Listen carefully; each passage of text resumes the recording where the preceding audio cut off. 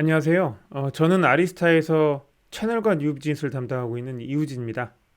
오늘은 클라우드 빌더스 온라인 세 번째 시간으로 클라우드 네트워크에서 사용하는 기술인 EVPN에 대해서 조금 자세하게 알아볼까 합니다. EVPN이라는 기술을 많이 들어보셨을 거예요. 클라우드 네트워크를 알려면 EVPN이 되게 중요한 기술이다라고 저번 시간 그리고 그 전 시간에도 굉장히 강조를 했었고 EVPN이 굉장히 중요한 기술 중에 하나다라고 계속 강조를 해왔습니다. 그런데 사실은 EVPN이라는 기술은 클라우드 네트워크를 다루는 기술의 핵심 요소가 아닙니다. 그러니까 사실상 EVPN이 없더라도 클라우드 네트워크를 구축할 수 있고요. 물론 EVPN을 이해할 경우에는 EVPN을 잘 다룰 경우에는 클라우드 네트워크가 가질 수 있는 여러 가지 기능들 그리고 다양한 클라우드 네트워크의 특징들을 구현할 수 있는 데 도움이 되거든요. 그래서 굉장히 EVPN이 중요한 기술이긴 합니다만 사실상 EVPN만이 클라우드 네트워크를 이루는 굉장히 중요한 필수 요소 기술이 아니다라는 걸 여기서 한번 짚고 넘어가고요. 실제로 다음 시간에 코어 테크 세션에서 저희 백원선 부장이 EVPN에 대해서 굉장히 자세하게 설명을 할 건데요. EVPN의 주변 요소들, 그러니까 EVPN이 아닌 클라우드 네트워크를 구현할 수 있는 다른 요소들하고 간단한 EVPN에 대한 기능들 그리고 거기에 대한 역사적인 아니면 기술의 발전에 대한 트렌드 관련된 내용들에 대해서 저는 여기서 좀 다뤄볼까 합니다. 사실 EVPN이 이래요. 지금 보시는 것처럼 이제 트위터에서 제가 짤을 하나 갖고 왔는데 IT 업계의 어떻게 보면 규칙이라고 하죠. 입 터는 개발자는 나가도 아무 일이 없는데 구석에서 말없이 조용히 일하던 개발자들은 나가면 큰일 난다고 하죠. 사실 저희가 이제 EVPN에 대해서 많이 입을 털고 있거든요. EVPN VXLAN이 굉장히 중요한 기술이고 마치 클라우드 네트워크를 이루는 굉장히 중요한 필수 요소 중에 하나라고 얘기를 하고는 있는데 사실상 그런 기술이 아니다. 물론 이제 굉장히 중요한 기술이고 이해하는데 굉장히 중요한 요소지만 필수 기술은 아니다. 라는 걸 오늘 좀 설명을 드려볼까 합니다. SDN 얘기를 뒤에서 말씀을 드릴 거예요. 이제 이런 요소들, 그러니까 클라우드 네트워크의 구조를 설명할 때 잠깐 이제 관련된 내용을 설명을 드릴 건데, 클라우드 네트워크는 제가 앞선 다른 세션에서도 강조해서 설명드렸지만 전체 네트워크를 마치 하나의 스위치처럼 동작하게 만드는 각각의 스위치에 있는 데이터 플레인, 컨트롤 플레인, 매니지먼트 플레인을 관리하는 게 아니라 네트워크 전체의 컨트롤 플레인, 네트워크 전체의 데이터 플레인, 네트워크 전체의 매니지먼트 플레인들을 고려하고 관리하는 것들이 클라우드 네트워크의 특징이다라고 계속 말씀을 드렸었어요. 그래서 이번 시간에는 단순하게 컨트롤 플레인에 이루는 요소 중에 하나인 EVPN만 설명을 드릴 것이 아니고 클라우드 네트워크를 이루는 모든 요소들, 데이터 플레인, 매니지먼트 플레인도 간단하게 설명드리고 넘어가도록 하겠습니다. 네, SDN 얘기하고 실제로 이제 네트워크가 발전되는 트렌드들에 대해서 간단하게 설명을 드리고 클라우드 네트워크로 넘어가도록 하겠습니다. 사실 이제 SDN이라고 얘기하면 굉장히 진부하다, 뻔하다, 뭐 이런 얘기들을 많이 하세요. 왜냐하면 이게 과거의 IPv6랑 굉장히 유사한 것 같습니다. SDN이란 얘기를 들어본 지가 거의 10년이 지났어요. 근데 SDN이라고 부르는 게 뭔지도 잘 모르겠고 실제로 구현되어 있는 데가 어딘지도 잘 모르겠고 좀 그냥 진부한 얘기인 것 같다라는 생각들이 많이 있으신 것 같아요. 또 SDN 얘기냐? 네, 이렇게 얘기하실 수도 있어요. 저는 이제 기술을 좀 바라볼 때 약간 삼국지처럼 바라보거든요. 궁극적으로 기술이라는 거는 좋은 기술이 살아남는 게 아니고 정치적으로나 대중화, 그러니까 많은 사람이 쓰고 정치적으로 힘이 강한 기술이 살아남고 그 기술들이 발전한다고 생각하고 있습니다. 그래서 마치 이 기술을 삼국지에 땅 따먹기 하듯이 어떤 진영이 이기느냐 이런 것도 굉장히 중요하게 보고 있고 그런 얘기들을 후배들한테 많이 얘기를 해줘요. 사실 이 SDN도 그런 개념에서 조금 접근을 하려고 해요. 그러니까 예를 들어서 이제 결국 이제 SDN이나 네트워크 트렌드도 뒤에서 설명드릴 겁니다만 세 개의 진영이 있습니다. 과거의 오픈플로우 기반의 진영들이나 생산자 주도 시장에서 끌고 가는 SDN의 시장, 그리고 이제 클라우드 사업자들이 만들어 놓은 SDN의 시장들이 있고요. 이 시장들이 결국은 싸우다가 궁극적으로 이기는 시장 쪽에 기술이 살아남게 된다라는 거죠. 과거 SDN의 정의는 그랬습니다. 그 ONF에서 정의하고 있는 SDN의 정의랑 굉장히 우리가 알고 있는 SDN 정의가 가까워요. 궁극적으로 포워딩 플레인, 그러니까 저희가 일반적으로 알고 있는 데이터 플레인과 컨트롤 플레인은 분리하는 기술이다라고 합니다. 우리가 SDN이라고 하면 보통 이렇게 알고 계시잖아요. 컨트롤러와 그 다음에 스위치를 분리하는 기술이고, 이런 것들을 중앙 집중화된 관리 기술을 이용해서 프로그래밍을 네트워크에 접목한 기술인 것처럼 보통 이렇게 알고 계십니다. 그런데 이제 이 OANF에서 정의하는 이 기술들은 오픈플로우라는 프로토콜을 굉장히 중요하게 생각하는 오픈플로우 프로토콜 기반의 SDN 기술이었어요. 이 기술들은 여러 가지 한계로 인해서 현재 시장에서 많이 자취를 감췄습니다. 첫 번째 한계는 프로토콜의 한계였고요. 이 오픈플로우 기반의 SDN 시장뿐만 아니라 일반적으로 저희가 알고 있는 SDN 시장 혹은 기존에 알고 있었던 레거시 기반의 네트워크에서도 굉장히 유사한 일들이 많이 일어나고 있어요. 프로토콜을 정의를 할 때 완벽하게 정의를 못한 거죠. 그러니까 특정 분야, 특히나 이제 오픈플로우 같은 경우는 컨트롤 플레인 관련된 프로토콜의 정의가 잘 돼 있다 보니까 매니지먼트 관련된 부분에 대해서는 고려하는 부분들이 좀 부족했던 것들이 사실이고요. 그러다 보니까 관리나 모니터링에 한계가 생기고 이런 것들을 극복하기 위한 기술들이 나오기 시작했는데 이런 극복하기 위한 기술들이 도리어 처음에 의도하는 다른 방향으로 가는 경우들이 생겼습니다. 그래서 맨 오른쪽에 있는 특정 벤더에 종속되는 일들이 발생하기 시작했고요. 보통 매니지먼트의 문제들을 해결하기 위해서 OS를 컨트롤러에서 배포한다거나, 그러니까 실제적으로 스위치에서 갖고 있는 OS로 동작을 하는 게 아니라 컨트롤러에서 내려준 OS나 에이전트들을 통해서 매니지먼트가 동작하는 이런 형태의 컨트롤러에 락인이 생기는 형태로 오픈플로우 기반의 진영들이 구현을 많이 했었고요. 굉장히 편리했죠. 왜냐하면 컨트롤러를 잘 모르는, 네트워크를 잘 모르는 사람도 OS가 자동으로 배포되고 컴피그들이 자동으로 배포되고 클릭 몇 번이면 네트워크가 구현이 됐기 때문에 굉장히 편리한 네트워크였습니다만 이런 기능들로 인해서 반대로 컨트롤러에 락인이 생기기 시작했어요. 원래 저희가 SDN을 구현하려고 했던 목적 중에 하나가 컨트롤 플레인과 데이터 플레인을 분리했던 목적 중에 하나가 싼 스위치를 가져다가 벤더 락인이 없이, 그러니까 내가 원하는 아무 스위치나 갖다 놔도 SDN을 구현할 수 있다라는 목적으로 만들어졌었기 때문에 이 벤더 락인이 굉장히 치명적으로 이 오픈플로우 지정에 와 닿았던 거죠. 그리고 두 번째 이유는 중앙 집중화되는 것들의 문제가 있었습니다. 중앙 집중화되는 게 뭐가 문제가 있어라고 생각하실 수 있어요. 물론 이제 중앙 집중화되면 장점이 많습니다.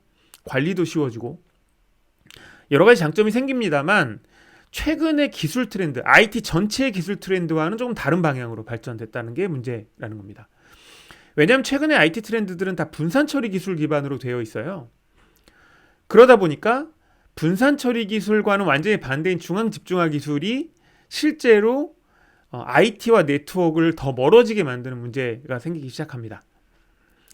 그리고 최근에 이제 트렌드들은 대부분 버추얼라이제이션이나 컨테이너 기반의, 그러니까 하나의 하드웨어에서 여러 개의 서비스들이 동작하는 형태로 발전하고 있는데요.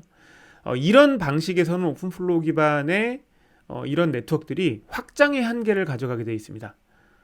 그러다 보니까 점점 더 이런 형태의 오픈플로우 기반의 SDN 네트워크들이 사라지기 시작했고요. 이런 것들의 대안을 보통 이제 다른 두 개의 진영에서 가져가기 시작했는데 이런 대안들이 그러니까 대안들이 점점 넓어지다 보니까 처음에 ONF에서 SDN을 정의했던 거와는 다르게 SDN의 정의가 굉장히 좀 넓어지기 시작합니다. 위키피디아에서 나오는 SDN의 정의를 좀 보시면 이런 것들을 아실 수가 있는데요. SDN은 뭐라고 얘기를 하냐면 클라우드 컴퓨팅과 유사한 방식으로 네트워크 관리에 대한 접근 방식이다라고 얘기를 해요. 단순하게 컨트롤 플레인, 데이터 플레인을 분리하는 게 아니고 네트워크 관리에 대한 아주 포괄적인 접근 방식을 SDN이라고 얘기를 한다라고 정의를 하기 시작했습니다. 그만큼 SDN에 대해서 굉장히 여러 가지 시각으로 바라보기 시작했다. 그래서 범위가 넓어지기 시작했다. 정의의 범위가 넓어지기 시작했다라고 생각하시면 될 것 같고요. 앞서 설명드렸던 오픈플로우 기반의 SDN 개념들이 크게 두 가지 방향으로 나눠져서 발전이 되기 시작합니다. 이 나눠져서 발전되는 방향은 마치 2000년대 초반의 IT, 그 다음에 2010년 이후의 IT를 바라보는 것처럼 굉장히 극도로 다른 방향으로 발전을 하게 되는 거죠. 물론 이제 내부적인 핵심 기술은 거의 유사합니다만 바라보는 관점 자체가 생산자 주도 시장이냐 아니면 소비자 주도 시장이냐라는 완전히 다른 면으로 발전하기 시작합니다. 맨 처음 보시는 오른쪽에 보시는 것처럼 기본적으로 특정 벤더가 SDN에서 정의를 하고 하나부터 끝까지 다 한 회사에서 책임을 지는 거죠. 스위치 하드웨어, 스위치 OS, 컨트롤러 OS, 그리고 관련된 매니지먼트 시스템까지 뭐든지 다 하나의 회사가 책임을 지게 되고요. 외부와 연동되기 위해서는 그 풀 안에 특정 회사들이 들어가는 게 아니고 그냥 게이트웨이를 통해서 외부와 단절이 돼 있고 그 단절된 하나의 포인트, 프락시를 통해서 게이트웨이를 통해서 외부랑 연동하는 방식들이 기본적으로 특정 벤더에 의존하는 방식이고요. 아주 반대의 접근 방식이 있었습니다. 이거는 저희가 클라우드 네트워크라고 부르는 방식이고요. 저희가 일반적으로 클라우드 타이탄, 테크 자이언트라고 불리는 대형 데이터 센터를 갖고 있는 회사들이 주도했던 방식들입니다. 이 방식과 앞서 설명드렸던 특정 밴드에서 주도했던 방식을 비교해 보자면 거의 비슷한 방식과 거의 비슷한 기술을 이용하게 되는데요. 결과가 많이 달라지는 이유가 뭐냐면 특정 벤더에 락인이 되느냐 안 되느냐의 차이가 있습니다. 클라우드 사업자들은 특정 벤더에 락인이 걸리는 건 굉장히 극도로 혐오하고요. 그러다 보니까 오픈 형태의 네트워크를 만드는 걸 목표로 하고 있습니다. 그래서 저희가 이제 설명드릴 내용 중에 중요한 클라우드 네트워크들은 기본적으로 특정 벤더에 락인이 걸리지 않는 네트워크를 목표로 하고 있습니다. 크게 두 개의 방향이라고 설명을 드렸었는데요. 그 두 개의 방향이 사실은 공통점도 많이 있다고 설명을 드렸어요. 왼쪽에 보이시는 모델이 과거의 오픈플로우 기반의 SDN 모델들이고요. 오른쪽이 특정 벤더들의 발전하는 방향과 혹은 클라우드 네트워크가 발전하는 방향이 거의 비슷한 형태, 그러니까 기존과 달라지는 방향입니다. 기존에는 SDN 컨트롤러가 모든 경로 테이블들을 갖고 있었죠. 이제 그러다 보니까 이 SDN 컨트롤러의 네트워크가 과도하게 집중되는 문제들이 발생을 하게 됩니다. 반면에 이 집중되는 네트워크들을 분산형으로 구축하기 시작했고요. 이게 이제 클라우드 네트워크나 특정 벤더들이 주장하는 새로운 SDN의 모델들입니다. 이걸 보통 이제 컨트롤러 리스라고 부르거나 이건 이제 클라우드 네트워크에서 컨트롤러 리스라고 부르고요. 일반적으로 벤더 주도하는 SDN 쪽에서는 약간 기존보다는 약간 좀 떨어져 있다. 그래서 루즐리 커플드 컨트롤러 기반이다라고 부르고 있습니다. 중요한 사실은 과거와는 다르게 뭔가 중앙 집중된 것들을 조금 떨어지게 만든다. 이런 것들이 목적이고요. 그 다음에 과도하게 컨트롤러에 집중되지 않는다. 이런 것들이 발전되는 방향이라고 봐주실 수 있을 것 같습니다. 그래서 과거에는 이제 타이트 커플링이라고 해서 굉장히 컨트롤러와 스위치가 아주 강하게 매칭되어 있는 커플링되어 있는 형태였고요. 그래서 떨어지지 못해서 벤더 락인이 생기는 거였고요. 이걸 약간 이제 떨어지는 방식으로 루즐리 커플드 방식으로 발전시킨다라고 말씀드렸는데 이건 뭐와 유사하냐면 최근에 유행하고 있는 소프트웨어 아키텍처들, 마이크로소프트 아키텍처라고 하죠. API 기반으로 아주 이제 느슨하게 연결되어 있는 서비스들이 느슨하게 연결되어 있는 이런 방식과 굉장히 유사하게 발전되는 방식이다라고 말씀드릴 수 있습니다. 그래서 앞서 이제 그 위키피디아에서 SDN을 정의했던 것처럼 조금 이제 관리하는 방식의 발전 방식이다라고 SDN을 정의했었잖아요.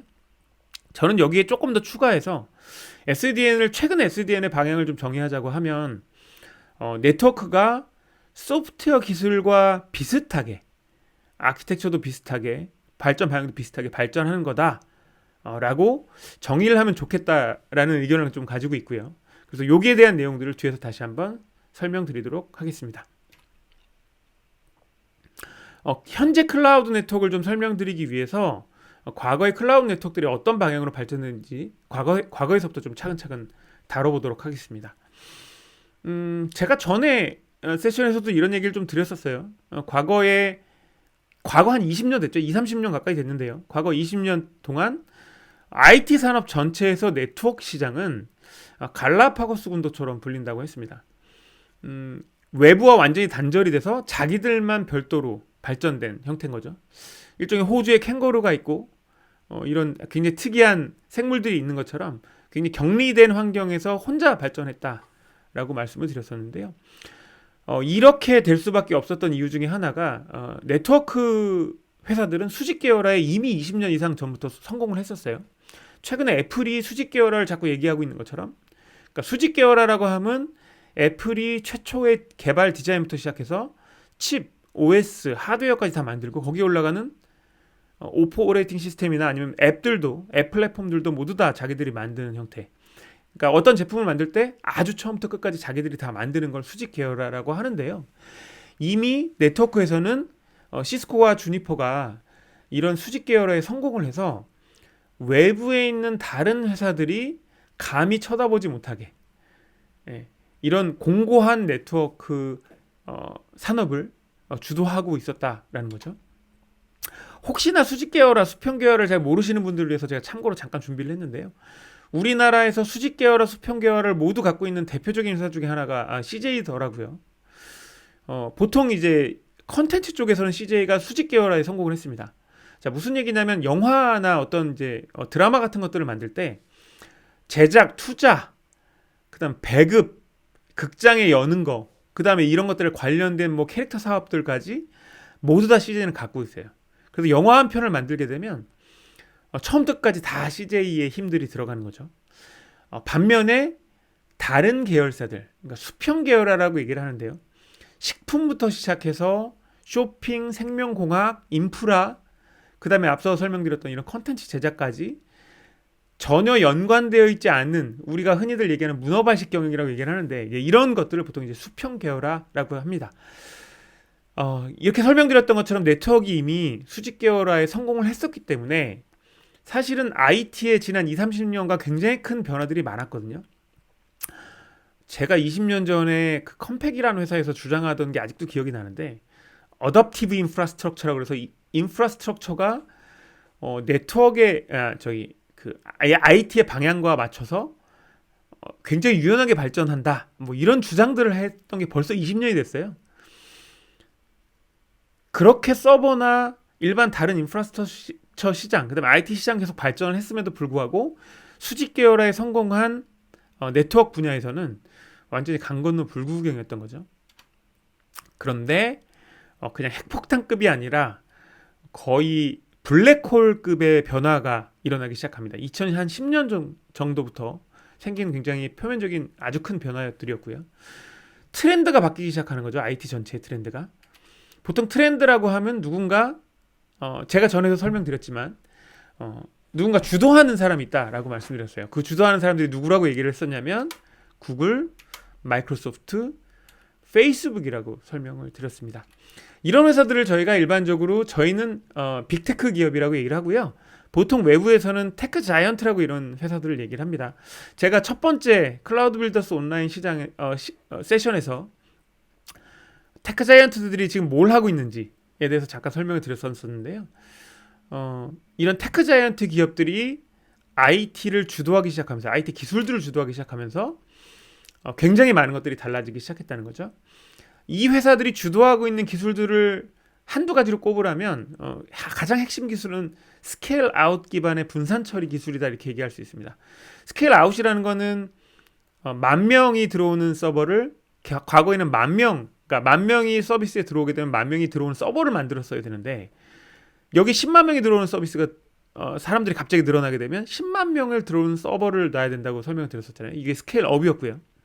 스케일 아웃은 100명이 들어올 수 있는 서버 100개를 옆으로 깔아놓고 10,000명의 서비스를 받는 거, 이런 것들을 이제 스케일 아웃이라고 설명을 드렸었는데, 이런 스케일 아웃 기반의 분산 처리 기술들을 쓰다 보니까 굉장히 많은 서버들을 하나의 네트워크에 연결시켜 놓고 이런 이제 서비스들을 계속 제공해야 되는 그런 문제들이 생겼다라고 설명을 드렸었죠. 구글 파일 시스템, 맵 리듀스 이런 이제 분산 처리 기술들을 이용해서 하나의 노드에서 처리를 하는 것이 아니라 굉장히 여러 개, 100개, 10,000개 이렇게 많은 수의 노드들이 네트워크를 통해서 서로 통신을 하고 이런 통신을 통해서 서비스를 처리하는 것들을 분산 처리 기술이라고 설명을 드렸습니다. 그래서 이제 이런 트렌드에 맞춰서 소프트웨어 아키텍처들도 변화를 했고요. 모놀리틱 기반의 서비스들이 마이크로 서비스 기반의 아키텍처로 변하게 됐다라고 설명을 드렸습니다. 그러다 보니까 제가 어떤 말씀을 드렸었냐면 하나의 서버에서 여러 개의 프로세스가 통신을 하면서 만들어졌던 이런 통신들이 외부로 나오기 시작하면서 서로 간에 이제 통신을 하기 시작해야 된다라고 설명드렸잖아요. 이러면서 네트워크에 갑자기 트래픽이 몰리기 시작했던 거죠. 그래서 과거와는 다르게 네트워크에 대해서도 아주 큰 변화가 생겼다라고 말씀드렸습니다.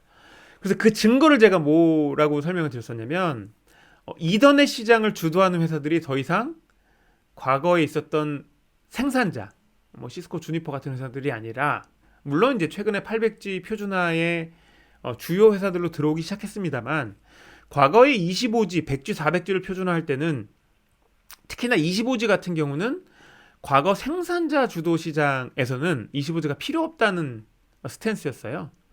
그런데 지금 보시는 것처럼 아리스타 브로드컴, 구글, 마이크로소프트 같은 회사들이 25G가 필요하다라고 강력하게 얘기를 하면서 표준화를 주도를 했었거든요. 여기서 아시는 것처럼 마이크로소프트와 구글 같은 회사가 큰 데이터 센터 회사들이 이제는 네트워크를 주도하기 시작했다라는 얘기를 지난번에도 드렸습니다.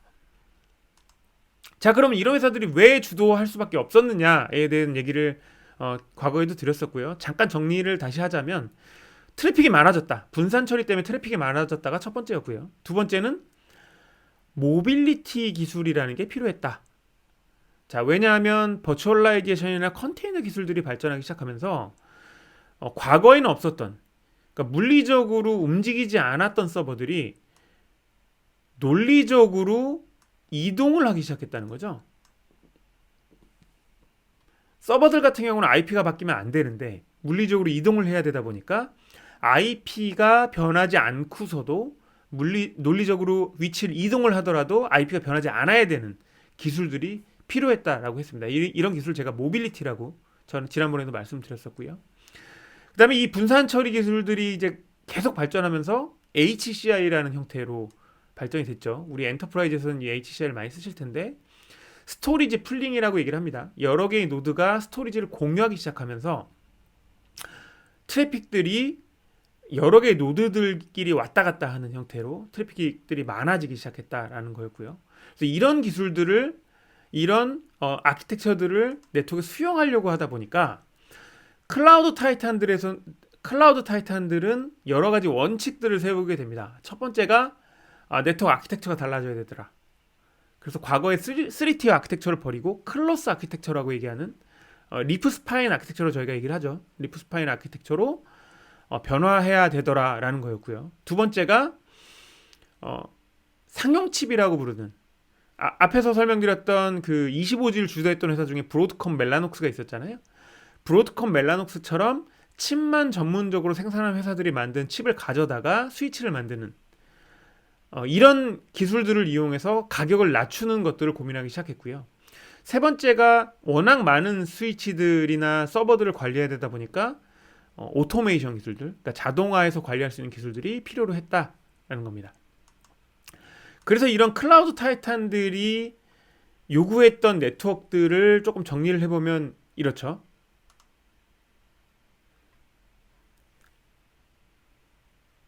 첫 번째로는 모빌리티 기술이 필요하다라고 했습니다. 두 번째로는 멀티 테넌트 기술이 필요해요. 하나의 고객만 받는 게 아니라 보통 클라우드 사업자들은 여러 개의 고객들을 받죠. 그래서 여러 개의 가상 네트워크를 만들 수 있는 기술들이 필요로 해줬던 거고요. 트래픽 스티어링 같은 경우는 특정 그룹들에 대해서 경로를 지정할 수 있는 기술이라고 생각해 주시면 될 것 같습니다. 그 뒤에는 오토메이션 기술들에 대해서 설명을 드렸었고요. 이런 기술들을 다 만족하는 기술들을 찾아보다 보니까 SDN 기술이 이런 기술들을 만족을 해요. 하지만 앞서 설명드렸던 것처럼 스케일링의 한계, 그 다음에 분산 처리 기술을 따라가야 되는데 분산 처리 기술의 한계, 이런 것들 때문에 클라우드 네트워크 쪽으로 발전이 됐다라고 앞서서 설명을 드렸었죠. 클라우드 네트워크에서는 앞서 설명드렸던 것처럼 많은 숫자의 스위치들을 관리해야 하다 보니까 과거와는 다른 매니지먼트 기술들이 필요로 해졌습니다. 그래서 매니지먼트 기술들이 굉장히 다양한 형태의 매니지먼트 기술들을 요구하고 있고요. 저희는 클라우드 비전 포털이라는 제품을 이용해서 이런 것들을 구현을 하고 있습니다. 자, 그래서 앞서 설명드렸던 것처럼 클라우드 사업자들이 필요로 했던 네트워크들을 4가지 정도로 정리해 볼 수 있고요. 이런 것들을 저희가 잘 하고 있기 때문에 아리스타의 특징, 아리스타가 잘하고 있기 때문에 저희가 클라우드 타이탄들의 스위치를 납품하고 새로운 기술들을 주도할 수 있게 되는 거라고 말씀드릴 수 있을 것 같습니다. 첫 번째 요구사항이 차세대 네트워크 아키텍처예요. 앞에서도 클라우드 타이탄의 원칙들에 대해서 설명드렸었죠. 클로스 아키텍처를 지원해야 된다. 첫 번째고요. 두 번째는 너무 당연한 얘기인데 스피드가 빨라져야 되고 안정성이 높아져야 된다는 얘기입니다. 너무 당연한 얘기입니다만 이게 실제적으로 SDN 시장이나 클라우드 네트워크 시장으로 넘어오면 좀 달라져요. 과거에 레거시에서는 스위치가 안정적인 회사들이 클라우드 네트워크나 혹은 SDN 시장으로 오면 굉장히 불안정한 문제들을 많이 보입니다. 그래서 대형 클라우드 사업자에서 운영될 수 있을 정도 수준의 스위치다라는 얘기는 굉장히 높은 안정성을 가진다는 얘기고요. 저희가 이런 특징들을 가지고 있다라는 겁니다. 세 번째가 이제 굉장히 중요한 얘기 중에 하나인데 개방형 네트워크 표준 기술을 꼭 써야 된다라는 거죠. 이런 대형 클라우드 사업자들은 비용을 낮추기 위해서 특정 회사의 락인이 생기는 걸 굉장히 혐오한다라고 말씀드렸어요. 그래서 표준 기술 기반으로만 네트워크를 구현할 수 있어야 되는 게 이런 클라우드 사업자들의 목표, 그 다음에 특징이었고요. 네 번째가 자동화나 아니면 가시성을 좀 추가적으로 확보를 해야 되더라라는 것들이었습니다. 이런 4가지 특징들을 만족을 해야만 클라우드 네트워크라고 얘기할 수 있는 거죠. 그래서 이런 것들을 조금 더 다시 한번 정리를 해보면 앞서 설명드렸던 것처럼 제가 첫 번째, 두 번째 세션에서 클라우드 빌더스 온라인 첫 번째, 두 번째 세션에서 설명드렸던 것처럼 이런 클라우드 네트워크 기술들이 클라우드 사업자에서만 끝나는 게 아니라 전문 클라우드 사업자를 넘어서 일반 기업 고객군까지 확대된다라고 말씀을 드렸죠. 한마디로 클라우드 네트워크 진영이 굉장히 잘하고 있는, 싸움에서 이기고 있다는 얘기죠. 기존의 오픈플로우 기반의 진영들이나 아니면 특정 회사에 락인이 걸리는 회사들과의 싸움에서 굉장히 우세를 보이고 있는 상황이기 때문에 그런 클라우드 사업자 기반 기술들이 일반 고객군까지도 확대되고 있다라는 겁니다. 그래서 이런 이제 확대되는 기술들을 크게 3가지로 분리를 해보면 첫 번째가 이제 구조 변경입니다. 과거에는 하지 못했던 일들을 구조 변경, 그러니까 과거에는 가지지 못했던 구조들을 이제 클라우드 네트워크에서 가질 수 있는 거고요. 이런 기술들을 구현하기 위한 기술이 EVPN이라는 기술이에요. 물론 EVPN이 없어도 여기서 얘기하는 구조 변경 특징들, 멀티 테넌트, 그 다음에 모빌리티, 트래픽 스티어링이 가능합니다만 이런 기술들을 다 포괄할 수 있는 기술 중에 하나가 EVPN이다라는 거고요. 그 다음에 운영 자동화, 그 다음에 높은 가시성 같은 경우는 일반적으로 매니지먼트 플레인이 담당하는 분야고요. 저희 같은 경우는 클라우드 비전 포털에서 이 부분을 담당하고 있습니다. 저번에 제가 그 클라우드 비전 시간에서 설명드렸던 것처럼 차근차근 데이터 플레인과 컨트롤 플레인, 매니지먼트 플레인에 대해서 설명을 드리면서 넘어가겠습니다. 제가 앞서 설명드렸던 것처럼 클라우드 네트워크 같은 경우는 컨트롤 플레인, 데이터 플레인만 분리하는 게 아니라 네트워크 전체를 마치 하나의 장비처럼 보는 관점을 일반적으로 클라우드 네트워크의 구조, 관점이다 라고 설명을 드렸었고요. 그래서 클라우드 네트워크 전체의 데이터 플레인, 컨트롤 플레인, 그 다음 매니지먼트 플레인을 고려해야 된다라고 설명을 드렸었습니다. 그래서 요번 에서는 제가 데이터 플레인에서 좀 다뤄볼게요.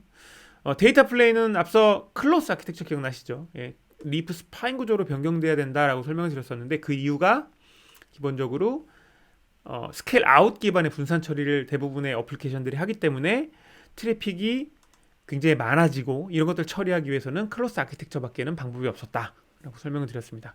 그래서 클로스 아키텍처는 기존의 셰시가 만들었던 구조를 스케일 아웃 형태로 여러 개의 스위치로 분산 처리하기 위한 기술이라고 설명을 드렸었어요. 그래서 과거에 셰시 안에 들어있는 라인 카드가 리프에 해당이 되고요. 뒷단에 있는 패브릭 카드가 스파인에 해당이 된다라고 설명을 드렸습니다. 지금 보시는 것처럼 리프 스파인 구조 형태로 네트워크가 발전이 되게 된 거고요. 그 다음에 이제 네트워크의 컨트롤 플레이에 대해서 잠깐 설명을 드리면, 앞서 설명드렸던 네트워크 트렌드, 클라우드 네트워크가 주도하는 네트워크 시장의 트렌드를 봤을 때 구조 변경에 해당되는 부분이 이 컨트롤 플레인에 해당되는 부분으로 봐주시면 될 것 같습니다. 앞에서도 제가 SDN의 발전에서 설명드리면서 잠깐 보여드린 장표인데요. 과거에는 중앙 집중화된 컨트롤러가 컨트롤 플레인의 대세였다고 하면, 지금은 루즈리 커플드 아니면 컨트롤 리스라고 설명드렸죠. 컨트롤러가 최악의 경우에는 없어도 네트워크가 동작하는 데는 아무런 이상이 없습니다. 정책을 바꾸거나 설정을 변경하거나 오토메이션 같은 자동화, 매니지먼트를 위해서만 컨트롤러가 필요하고, 기본적인 동작들은 컨트롤러 없이 동작할 수 있기 때문에 이걸 저희가 컨트롤러 리스 기반의 아키텍처다라고 말씀을 드렸죠. 여기서 사용하는 기술 중에 대표적인 기술이 EVPN이라는 기술이 있었고요. 자, 그래서 이제 저희가 고민을 하는 거죠. 클라우드 네트워크 진영에서는, 그러니까 클라우드 사업자들 입장에서는 과거 SDN이 좋은 기술이었는데, 오픈플로우 기반 SDN 좋은 기술인데 여러 가지 한계가 있다고 말씀드렸잖아요. 이런 한계를 극복을 하면서 동시에 과거의 네트워크 기술과 유사한 형태로 완전히 다른 기술이 아니라 기존에 잘 운영했던 네트워크 기반 기술로 뭔가 분산 처리를 구현하고 싶었던 거예요. 그러면서 동시에 SDN의 특징이었던 모빌리티, 멀티 테넌트, 그 다음에 트래픽 스티어링을 구현하고 싶었던 겁니다. 그러니까 저희가 그렇게 고려를 하다 보니까 라우팅 프로토콜이 사실 알고 보니까 굉장히 우리는 레거시 기술로 알고 있는데 분산 처리 기술이었다는 거죠. 왜냐하면 한 군데 테이블을 한 군데에서 갖고 있는 컨트롤러 기반의 기술이 아니고, 모든 스위치나 모든 라우터가 테이블을 공유하고 그 테이블에 맞춰서 각자 경로를 지정하잖아요.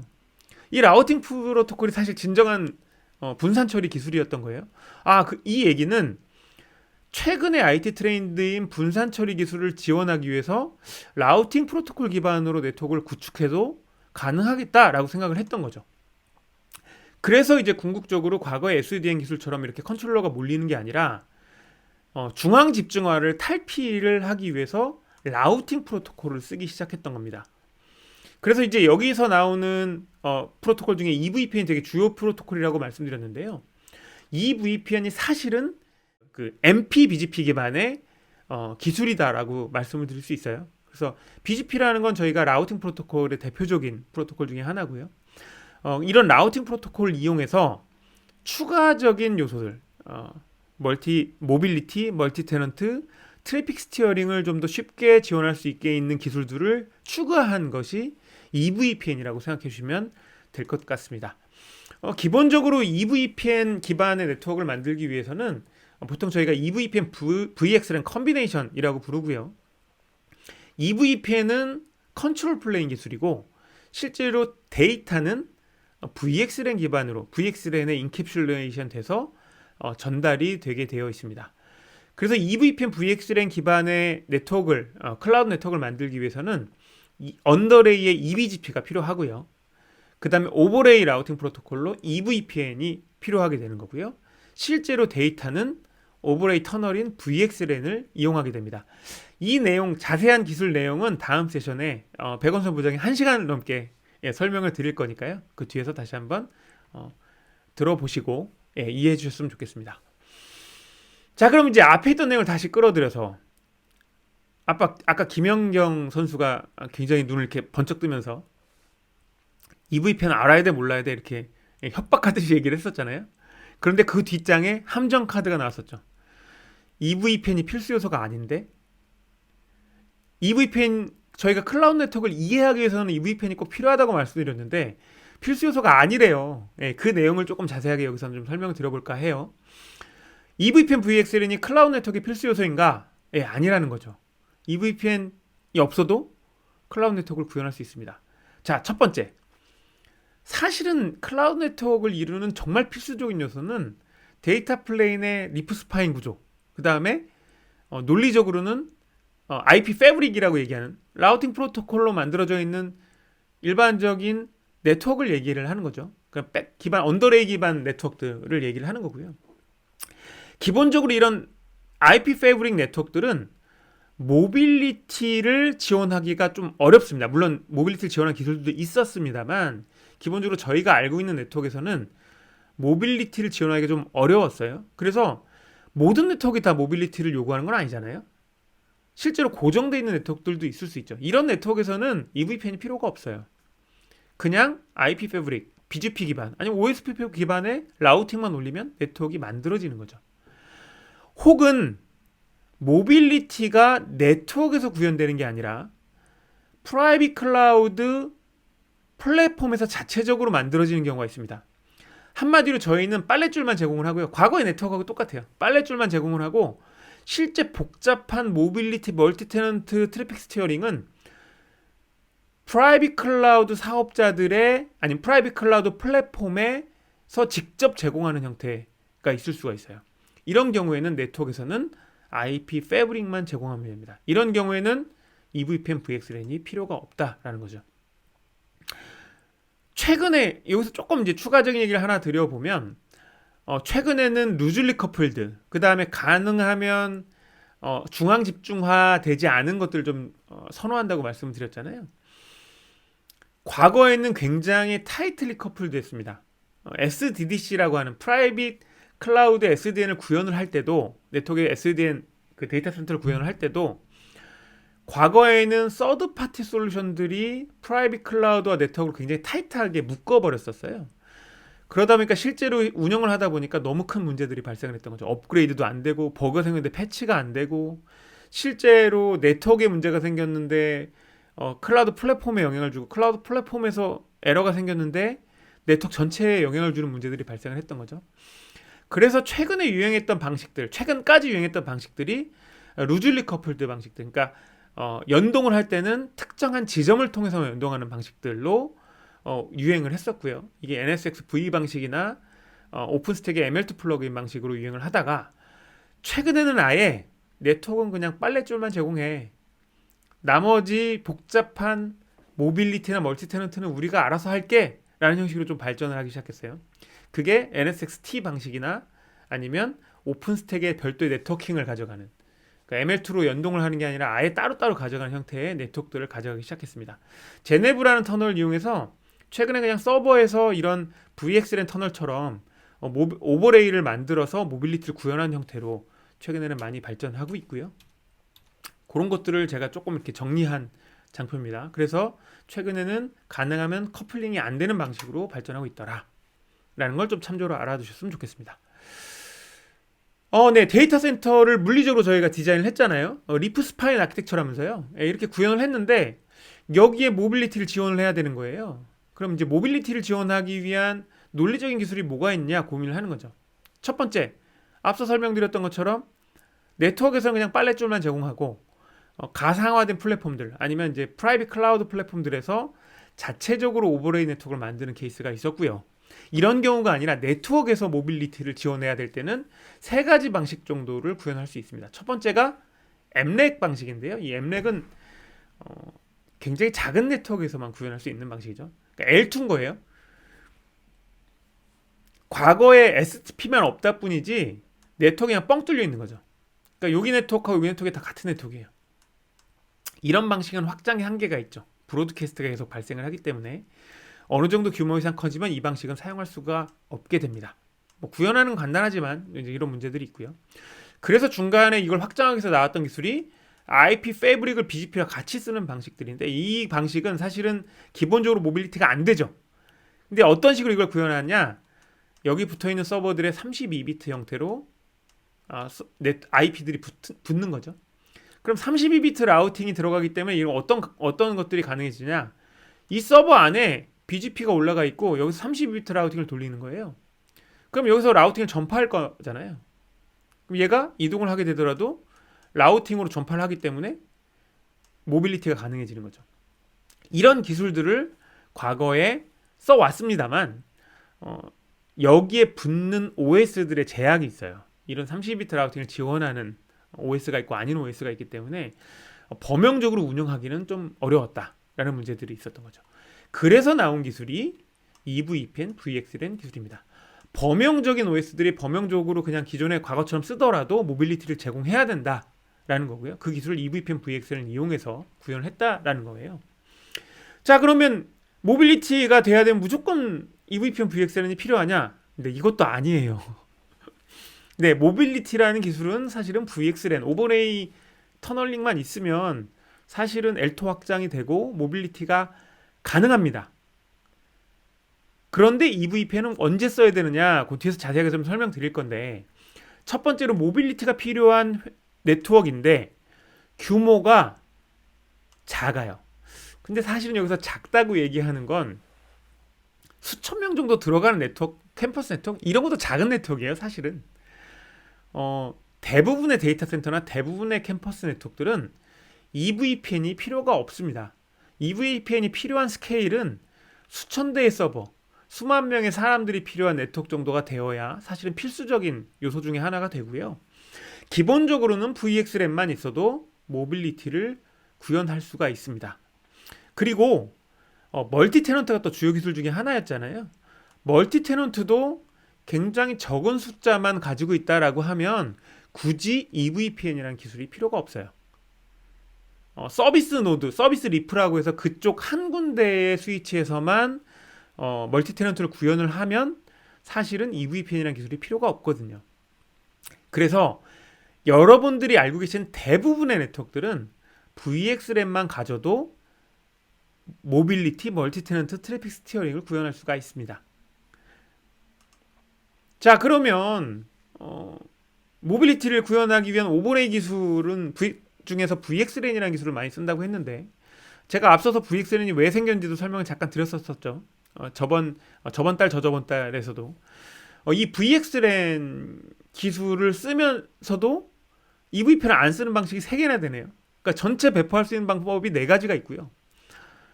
뒷 시간에 아주 자세하게 설명드릴 예정입니다만, 백원서 부장이 IP 멀티캐스트 같은 경우는 저희가 멀티캐스트를 망에 구현하는 것 자체가 좀 부담스럽기 때문에 잘 안 쓰게 됐고요.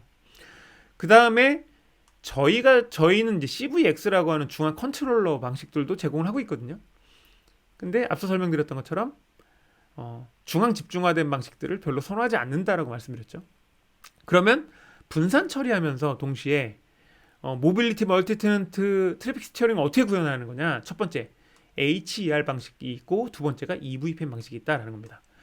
HER 방식은 그냥 ARP를 브로드캐스트에서 ARP 학습을 한 이후에 그냥 보내는 방식이 그냥 소리 지르는 방식이라고 생각하시면 될 것 같고요. 그래서 규모가 어느 정도 이상 커지면 사용하기가 좀 부담스러운 방식인 겁니다. 반면에 EVPN 같은 경우는 이런 정보들을 다 라우팅 프로토콜에 전달을 하기 때문에 스케일이 좀 커지더라도 모빌리티 같은 기술들을 구현하기에 좀 용이하다라는 것들이고요.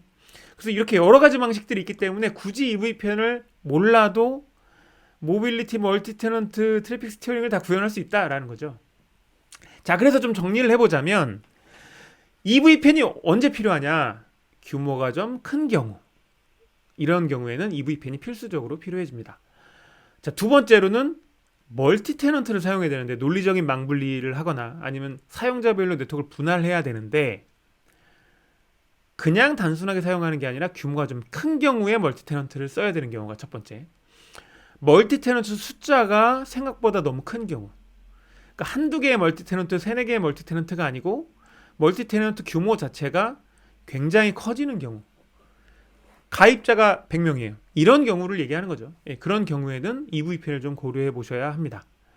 EVPN 중에 뒤에 이제 코어 테크 세션에서 좀 자세히 설명드릴 겁니다만, 이런 멀티 테넌트를 전달할 수 있는, 멀티 테넌트를 구분할 수 있는 굉장히 중요한 기술 중에 하나가 EVPN이거든요. 그래서 이런 경우에는 EVPN이 필요합니다. 자, 그래서 EVPN이라는 기술이 기본적으로 그냥 모빌리티, 멀티 테넌트, 트래픽 스티어링을 위한 기술이 아니라 물론 이런 기술들을 다 가지고 있는 기술이기 때문에 클라우드 네트워크에서 EVPN이 중요하다고 계속 강조를 해드립니다만, 실제로 여러분들이 구현하실 네트워크에는 EVPN이 필수적으로 필요한 게 아니다라고 설명을 드렸던 거고요. EVPN 되게 중요한 기술 중에 하나가 아까 멀티 테넌트를 지원한다고 말씀드렸는데, 사실 멀티 테넌트는 VRF라는 기술을 이용하기 때문에 레거시 기술이잖아요. EVPN이 없어도 구현은 됩니다. 근데 멀티 테넌트 수가 많아졌을 때 실제적으로 예를 들면 이런 거죠. 100개의 스위치에서 10개의 테넌트가 있는 경우에는 1000개의 테넌트를 관리하셔야 되잖아요. EVPN 기술이 있게 되면 100개의 스위치에 10개의 테넌트가 있더라도 100개의 스위치를 그대로 관리하시면 되는 거죠. 그러니까 과거에 우리가 VLAN 정보를 날라줬던 다던큐 기술과 굉장히 유사한 기술이에요. VRF는 L3고 다던큐는 L2인데 무슨 말도 안 되는 소리냐 이렇게 생각하실 수 있는데, 물론 다른 기술입니다만 우리가 여러 개의 VLAN을 하나의 케이블을 통해서 전달하기 위한 기술이 다던큐였잖아요. 이런 것처럼 여러 개의 VRF 테넌트를 하나의 연결로 전달할 수 있는 기술이 EVPN 기술이다 정도로 정리를 하면 좋을 것 같습니다. 자, 그래서 이제 앞서 설명드린 내용을 다시 한번 좀 정리를 해볼게요. 클라우드 타이탄들이 필요한 기술이 뭐였냐면 차세대 네트워크 아키텍처가 필요하다고 했었고, 스피드 안정성이 필요하다고 했었고, 세 번째로 개방형 네트워크 표준 기술을 써야 한다고 했는데, 클라우드 타이탄들이 EVPN이라는 기술을 적용한 이유 중에 가장 큰 이유 중에 하나가 개방형 기술이라는 거죠. 그러니까 EVPN VXLAN을 제공을 하는 회사인 경우에는 어느 회사를 가져다 붙여도 범용적인 네트워크를 만들 수 있다. 그러면서도 동시에 SDN의 중요한 요소 중에 필요 기능 중에 하나였던 멀티 테넌트, 트래픽 스티어링, 모빌리티를 제공할 수 있다라는 거였습니다. 그러니까 표준 기술이라는 게 굉장히 중요하다라는 거였어요. 자, 그래서 이제 EVPN VXLAN을 좀 정리해 보면 다음과 같습니다. 대부분 사용할 필요가 없어요. 하지만 클라우드 네트워크를 이해하기 위해서는 알 필요는 좀 있는 기술이다라고 정리할 수 있을 것 같습니다. 네, 클라우드 네트워크의 매니지먼트는 제가 저번 달 세션에서 되게 자세하게 클라우드 비전 설명을 드렸었어요. 여러 가지 요소들이 필요하다. 이런 클라우드 네트워크의 매니지먼트 요구사항들을 다 맞추기 위해서는 굉장히 복잡한 기술이 필요하다고 그랬죠. 뭐 카프카에, HBase에, 이런 엘라스틱 스택에 이런 것들을 막 붙여서 만들어야 되는데, 이런 것들을 클라우드 비전이 턴키로 하나에서 다 관리할 수 있게 만들어줄 수 있고, 그래서 자동화, 그 다음에 설정 변경, 오케스트레이션, 그 다음에 분석, 그 다음에 이제 가시성 확보, 이런 것들을 클라우드 비전에서 다 해줄 수 있다. 이 부분이 네트워크 트렌드의 쉬운 운영, 높은 가시성 부분에 해당이 된다라고 설명을 드렸습니다. 어쨌든 저희는 이제 캠퍼스건 아니면 데이터 센터건 간에, 아니면 거의 추가로 무선이건 간에 다 통합된 아키텍처에 통합된 플랫폼을 제공한다라는 게 저의 가장 큰 장점인 거고요. EVPN에서 쭉 설명을 드리고 저희 이제 아키텍처 비교를 간단하게 설명을 드렸는데, 다 이해하셨을지 모르겠습니다. 세일즈 분들이나 처음 들으시는 분들은 조금 이해하기 어려우셨을 것 같고요. 저희 세미나를 계속 들으셨던 분들은 또 저 얘기야 라고 생각하실 수가 있을 것 같아요. 그래서 이런 것들을 좀 중간 정도로 좀 나눠서 설명을 드렸던 거고요. 어쨌든 결과적으로 여기서 종합해서 설명을 드리면, 클라우드 네트워크 진영이 주로 갖고 있는 기술들은 저희가 클라우드 네트워크 기술이다라고 불렀고요. 이런 클라우드 네트워크 기술들을 구현하기 위한 끝판왕이 EVPN VXLAN이었어요. 그래서 클라우드 네트워크라는 걸 이해하기 위해서는 EVPN이라는 기술을 이해하면 전부 다 이해할 수 있는 기술 중에 하나였는데, 이 EVPN 기술이 필수가 아니다. 그냥 끝판왕이다. 우리가 실제적으로 배포한 네트워크들은 EVPN이라는 기술이 필요가 없더라 라는 게 오늘의 결론이었습니다. 네, 참 쉽죠? 예. 네, 이번 시간 들어주셔서 감사드리고요. 다음 시간에 1시간 한 10분 정도 백원선 부장이 자세하게 EVPN에 대해서만 쭉 설명을 드릴 예정이에요. 그리고 이번 세션으로 EVPN이 끝나는 게 아니고 EVPN 시리즈는 계속됩니다. 그래서 백원성 부장이 담당하고 있는 코어테크 세션에서 EVPN에 대한 이론적인 내용뿐만이 아니고 실습적인 내용들, 그러니까 커맨드를 어떻게 쳐야 되고 어떻게 구현해야 되는 내용까지도 좀 설명드릴 거고요. 사실 저희 본사에서 EVPN 시리즈를 진행을 하고 있어요. 벌써 한 6차, 7차 정도 되는 것 같은데 EVPN 기술 굉장히 딥다이브 할 예정이에요. 이 세션들도 기대를 해주셨으면 좋겠습니다. 지금 제가 만든 이 세션은 유튜브에 올라갈 예정이에요. 그래서 같은 내용이 반복되지는 않을 거고요. 향후에 EVPN 세션이 계속 진행되더라도 앞에 이 세션이 링크가 될 예정이니까 많이 들어주셨으면 좋겠습니다. 오늘 들어주셔서 너무 감사드리고요. 뒤에 있는 세션도 기대해 주셨으면 좋겠습니다. 감사합니다.